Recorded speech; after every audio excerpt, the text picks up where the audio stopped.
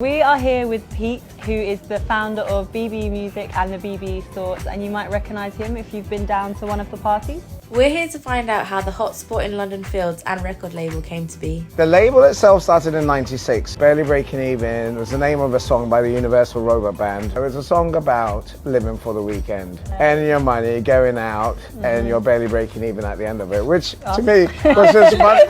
Like, that's real life, and that was pretty much the flavour of what I was doing. Me and some friends went to Tottenham Court Road because they used to be all the hi-fi shops, so we bought some MDF speaker board and built speakers. The first sound was called Mothership Connection, which is the name of one of my favourite groups of all time. So as Mothership Connection, we started doing parties. It started to grow, and then I could go to places and have like an entourage with me. And when I say entourage, I mean like 70, 100 people turn up wherever I went. Makes sense.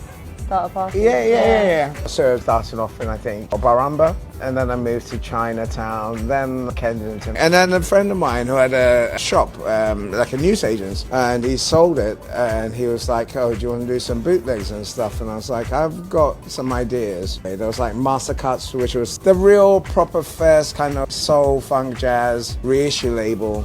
But there's so many gaps, and there was already songs that I knew should be on those comps. Found people, spoke to them, licensed songs, mastered the record, and I think I spent maybe $2,000 on 1,000 vinyl, 1,000 CDs. Put them back in my car, and I literally drove around everywhere in London. But because of the club events, I'd been dropping off flyers at these various places.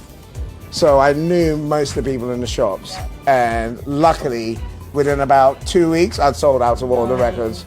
A friend of mine, Mark Webster, he wrote an article about BBE. And funny enough, the company that did the master cuts called me up and said, do you want a distribution deal? So within like 4 weeks of the first record, I had a distribution,